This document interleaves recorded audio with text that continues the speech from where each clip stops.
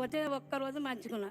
ఒక్కరోజు మంచుకునే వరకల్లా అప్పుడే అక్కులు ఒక్కలు పెట్టి చచ్చిదాన్ని బతికితే ఆయన మా బిడ్డ తీసుకుపోయి మా అనవకొండ మాది పెద్ద చర్చికి పోతా నేను. అది పోతే అది ఆ కారు మీద తీసుకొని పోయాను. ఈమె బతకదు, ఈమె అక్కడేది బెల్లం గోదావరి కాడ దవాఖాన లేవు, ఏం లేవు, మళ్ళీ అనవకొండగా తీసుకుపోయారు, బతకదు అని చెప్పిండు.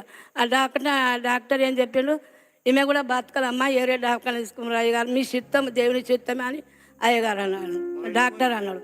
అంటే నాకు ఇక మతి లేదు, యాదికి లేదు, ఇక ఏమి యాదికి లేదు. ఆ తండ్రి ఏసయ్యనే నన్ను కాపాడి కనికరించి మా బిడ్డలు 6 బిడ్డలు వచ్చిండ్రు, మనమాలు 23 మంది మనమాలు నాకు అందరూ మారిండ్రు, నా బిడ్డలు కూడా మారిండ్రు. నా మనమనికి మనవడు పుట్టిండు. మళ్ళా దాసరమే నా బిడ్డ దగ్గరకు వస్తాను. దాసరాలు తెలుసు నాకు, దాసరులందరికి నేను వాక్యం చెప్పేది చిన్నప్పటి. ఏ ఊరి మీది? హనుమకొండ. మీ దాసరులంతా నాకు తెలుసు. వేసేది కుండలు కుండలు కాళ్ళు బీమారం వస్తే వేసేది తెలుసు. చాలా సరోజన, నా కొడుకు ఆక్సిడెంట్ అవుట్లోనే నా